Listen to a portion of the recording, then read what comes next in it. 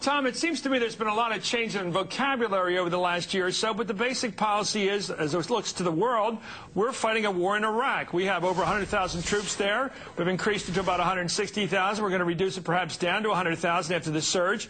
But the fact of the matter is we still are fighting a war in Iraq, and all the president's rhetorical pirouettes aren't changing that.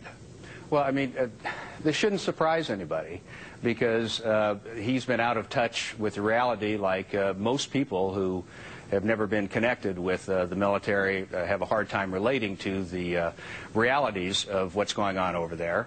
And what we've done is entertained for too long. In fact, I believe his name was Todd, your Republican strategist, alluded to it earlier in the show, about this delusion that we still have, that we saw in Vietnam, where we think that we've invested so much time, so much money, so much human capital in the enterprise that even if it's a mistake, then we have to stick in there to try to salvage something out of it. And this is what sucked us into Vietnam year after year after year.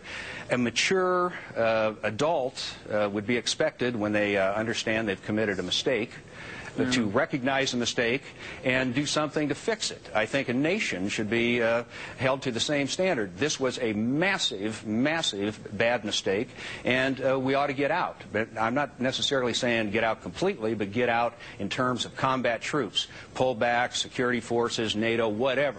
But the point is that these generals who come out Wait a and minute, Republican you leaders, lost me, Tom. Do you really believe we can talk the Danes or the Belgians or the French to go in there when we're leaving?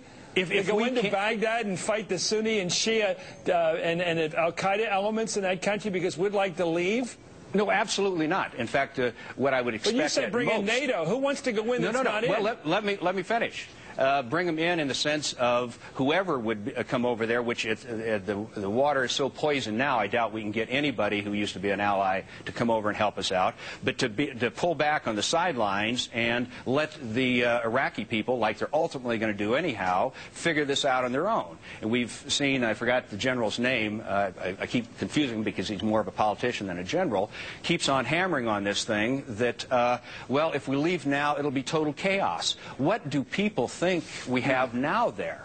There is no legitimate argument based on the facts that we know them today to continue to send our people home in body bags.